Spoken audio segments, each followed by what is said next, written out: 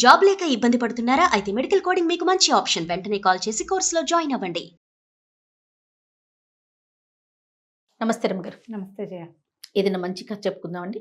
పూర్వం ఒక ఊర్లో వెంకటావధాని గారిని చాలా గొప్ప పండితులు ఉండేవారు. ఆయనకి చక్కటి 4 కుమారుల తర్వాత ఒక బహు చక్కటి కూతురు పుట్టిందట. వీళ్ళకి శారద అని పేరు పెట్టుకున్నారు. వీళ్ళ భలే తెలివిగలది, చాలా తెలివైంది. అన్నయ్యలు చదువుకుంటూ ఉంటే ఇంట్లో అవి విని పిల్ల కూడా వచ్చేసేది. అంత తెలివైంది. పిల్లకి 9-10 ఏళ్ళు వచ్చాక ఈయనకి చక్కగా చదువుకున్న పిల్లకి మంచి అందమైన వరుడు కావాలి, మంచివాడు తెలివైన వాడు కావాలని బాగా వెతికి సంబంధాలు 10 ఏళ్ళకి చేసేవాళ్ళుగా 12 ఈడేరే లోపల వివాహాలు చేసేసే కాలం అన్నమాట. వెతికి దూర గ్రామంలో ఒక సంపన్న గృహస్థు గారి కుమారుణ్ణి చూశారు. ఆయన మహాపండితుడు, సంపన్నులు. పిల్లవాడి పేరు సూర్యశాస్త్రి. ఎంత అందమైన వాడో, 16 ఏళ్ళ వాడు.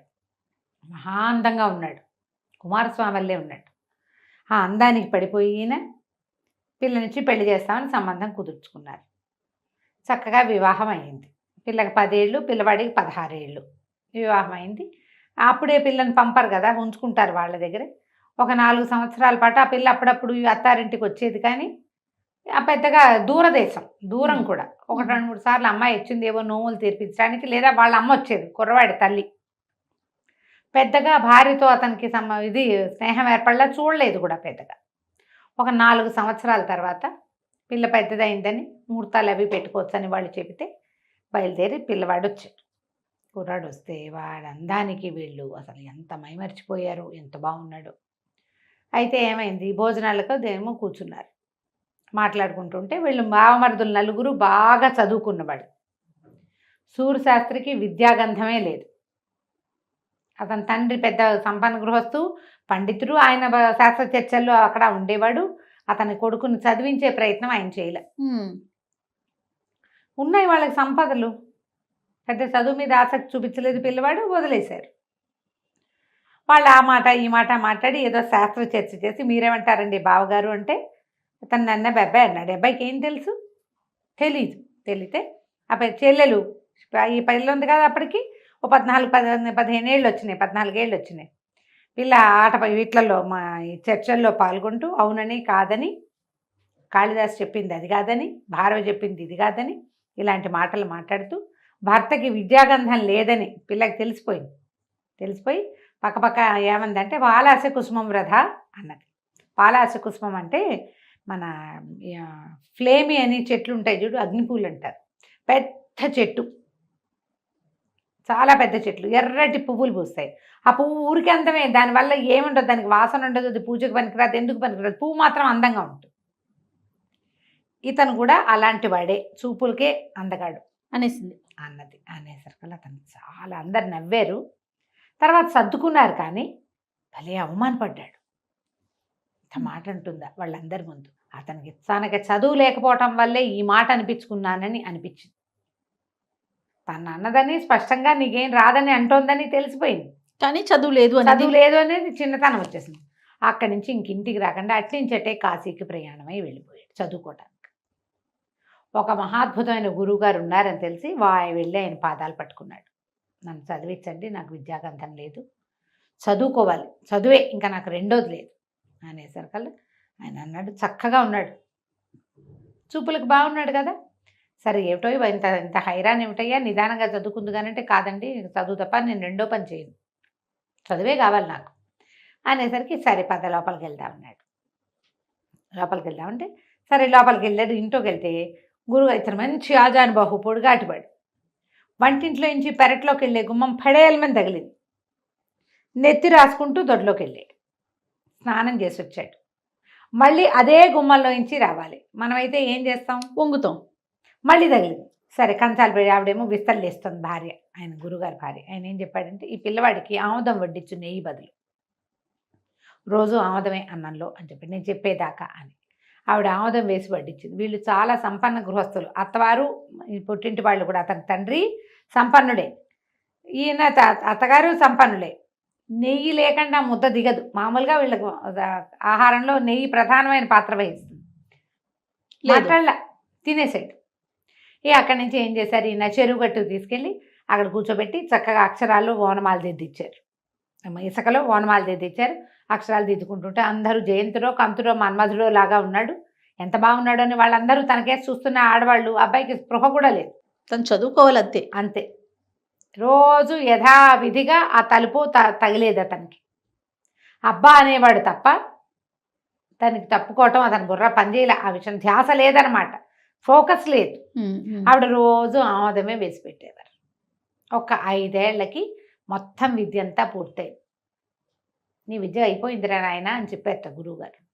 మర్నాడు పొద్దున లేచి స్నానం చేయటానికి తొట్లోకి వెళ్తూ తలుపు తగలంగానే గుమ్మం తగిలేసరికి అన్నట్ట, ఏంటండి గురువుగారు ఇంత గుమ్మం ఇంత పొట్టిగా ఉంది, 5 ఏళ్ళు తిన్నాడు దాని దెబ్బ, ఇంత పొట్టిగా ఉందేమండి గుమ్మం బాగు చేయించుకోవాలండి అని చెప్పాడు. వచ్చేటప్పుడు దెబ్బ తగల, జాగ్రత్త పడ్డాడు. అక్కడి నుంచి గురువమ్మగారు అన్నం వడ్డించారు. రోజు గురుగారి పక్కన కూర్చొని తినేవాడు. ఆ కాలంలో ఏం చేయాలి, 2 పూట్ల అన్నమే కదా, అదే కా పద్ధతి. అడిగితే అన్నం ఏమిటండి గురువమ్మగారు ఆవదం వాసన వస్తుంది అని అడిగాడు. అడగంగానే గురువుగారికి నవ్వొచ్చింది. నెయ్యి ఇవే అని చెప్పాడు. ఆవదం అన్నం పక్క పెట్టుకుని నెయ్యి వేసుకున్నాడు, అన్నం తిన్నాడు. ఈయన అన్నారు, అబ్బాయి నీ చదువు అయిపోయింది. ఇక నీకు రాదు కూడా, ఇంకా చదువు కూడా అయిపోయింది, ఇంకా నీకు రాదు అంటే నీకు ప్రాపంచిక విషయాల పట్ల దృష్టి ఉన్న వాడికి చదువు రాదు. చదువు వచ్చేవాడికి మిగిలినవేవి పట్టవు, చదువు మీదే ఉంటాడు వాడు. ఫెసిలిటీస్ అక్కర్లా వాడికి, చదువుకు చదువే. ఇప్పుడు బాగా చదువు రావడానికి ఎక్కువ కారణాల్లో పెద్ద ప్రధానమైన కారణం ఫోకస్ లేకపోవటం, అంతే. వేరే విషయాల మీద ఉంటుంది, దీని మీద ధ్యాస లేదు. నువ్వు ఇంక ఇంటికి వెళ్ళిపోవచ్చోయ్ చెప్పారు. చెప్పితే సరే మర్నాడు బయలుదేరి గురుగారు అనుజ్ఞ తీసుకుని కాశీ గంగని అప్పుడు కావళ్లలో తీసుకుని వెళ్ళేవాళ్ళట. గంగకు ఆవిడ ఎత్తుకుని బయలుదేరాడు. మొదట అత్తవారి ఊరే తగులుతుంది ఇంటికి వెళ్ళేటప్పుడు. ఎన్ని రోజులు ప్రయాణం చేస్తుంటాడు ఆయన ఆ కాలంలో. సరే అత్తవారింట్లో ఊర్లోకి ప్రవేశిస్తే సరే అక్కడ పెద్ద చెరువు ఉంది, ఆ చెరువు గట్టు మీద విడిది పెట్టుకున్నాడు. ఆగాలి, 2 పూటలు ఆగాలి కదా. కావిడి అది దించుకున్నాడు. స్నానం సంధ్య చేస్తే ఆ ఊళ్ళో అప్పటికి అంతకుముందు బావమరుదులు కొంచెం చిన్నవాళ్ళు కదా, 5-6 ఏళ్ల నాడు. ఇప్పుడు బాగా మంచి పేరు తెచ్చుకున్నారు, బాగా సెటిల్డ్గా ఉన్నారు వాళ్ళు. చెరువుకి సంధ్యావందనానికి వచ్చి ఇట్లా ప్రవరాక్షుడిలాగా వెలిగిపోతున్న ఇతన్ని చూసి మా ఇంటికి రండి సాపాటి కానీ భోజనానికి రండి అని తీసుకుపోయారు. భోజనం మా ఇంట్లో గుర్తుపట్టారా? వాళ్ళు గుర్తుపట్ల. ఇంటికి తీసుకెళ్లారు. ఇంటికి తీసుకెళ్తే ఆ కాలం ఏంటంటే ఇట్లా అవమానపడి అల్లుడు అత్తవారింట్లో నుంచి వెళ్ళిపోయి ఆత్మహత్య చేసుకుంటాడని నమ్మారట వాళ్ళు. చుట్టుపక్కల వాళ్ళంతా ఆ భర్త అప్స్కాండ్ అయిపోతే పిల్లని ఇట్లా అలంకారం చేసుకొని ఇస్తారని ఆసెమ్మ ఓసెమ్మ అందరూ బుగ్గలు నొక్కుకుంటున్నారని పిల్లకి శిరోముండనం చేయించేసేవారు శారదకి. అయ్యో, అతను ఎక్కడ ఏమైపోయాడో వీళ్ళకి తెలియదు. అయితే ఆ విస్తళ్ళు వేశారు. ఆ అమ్మాయి వంట చేస్తోంది, వడ్డం చేయటానికి వచ్చింది, తల మీద వస్త్రం వేసుకు. సరే ఏమైందట, చారు పోసింది చేతిలో. చారు పోస్తే చారు ఘుమఘుమలాడుతోంది. ఘుమఘుమలాడాల్సిన చారు ఘుమఘుమ లేదు, ఎందుకంటే అందులో ఉప్పు లేదు. ఈయన అన్నట్ట చారు సమ్మిశ్రితం, శ్లోకం పూర్తిగా గుర్తులేదు నాకు, ఏమంటారు దాన్ని, మన అల్లము అవి వేసున్నాయి, కొంచెం కించిన లవణం చేతి ఇంకొద్దిగా ఉప్పు ఉంటే బాగుండేది, పాలాస కుసుమం వృధా అన్నాడు. ఎట్లా పాలాస కుసుమం అందంగా కనపడుతుంది, అన్నీ ఉంటాయి కానీ దానికి వాసన లేదు, కొంచెం ఉప్పేస్తే పాలాస కుసుమం లాగా వృధా అవ్వకుండా ఉండేది ఇది అనేసరికల్లా అని అమ్మాయికి వేసి చూశాడు. భార్యను చూస్తే జాలేసింది అతనికి. తను లేచి వెళ్ళిపోవటం వల్ల అవమానపడే అల్లుడు వెళ్ళిపోయాడని అమ్మాయికి జుట్టు లేకుండా పాపం దానికి తెల్ల బట్టలు కట్టించి వెలుగులేని జీవితంలో ఉంది. జాలేసింది కానీ ఆ లోపల అవమానపడిన ఉడుకు పోలేదు ఆయనకి. వాళ్ళ ముందు తనను అవమానపరిచిన వేడి పోలేదు అని ఈ మాటలన్నీ ఆ అమ్మాయి మొహం కేసి చూసేసరికల్లా ఆవిడ కూడా ఆ పాలాస కుసుమం వృధా గుర్తొచ్చింది. ఓకే, తేరిపారు చూసేసరికల్లా గబగబా పరిగెత్తుకుంటూ వెళ్ళిపోయింది, గిన్నె లోపలికి పుచ్చుకుంది. వాళ్ళ అన్నయ్యకి ఎగసాడు, శారదా చారు గిన్నెదే అమ్మ వెళ్ళిపోయావు లోపలికంటే మీ బావగారేరా అని చెప్పింది లోపల నుంచి. వాళ్ళు ఆశ్చర్యపోయారు. ఒక్క అక్షరం రానివాడు ఇంత జ్ఞానిగా చెప్పటం ఏంటి, ఇంత జ్ఞానం, ఇంత పండితుడు అవటం ఏమిటి, ఎంతో ఆశ్చర్యపోయారు. అక్కడి నుంచి వాళ్ళ అమ్మా నాన్నలు కూడా రప్పించి తర్వాత ఆ శుభముహూర్తం పెట్టి ఈ జుట్టు కొంచెం పెరిగాక అత్తవారింటికి సగౌరవంగా పంపించారు. భార్య అన్న ఒక్క మాటకి అవమానపడి చదువుకున్నాడు. పండితుల కాలం అది ఇప్పుడు ఏమైనా పెళ్ళాన్ని చెంపలు వాయి కొడతారు, అంతేగాని తమ పద్ధతులు మాత్రం మార్చుకోరు. మార్చుకోరు. అవును రమ్మగారు. ఇప్పుడు ఆయన తమ పద్ధతి మార్చుకున్న జీవితమే మారిపోయింది చూడు, ఎంత అద్భుతమైన వ్యవహారం కదా. కథ కంచికి మనం ఇంటికి. చాలా బాగుంది రమ్మగారు, సూపర్. నమస్తే. నమస్తే.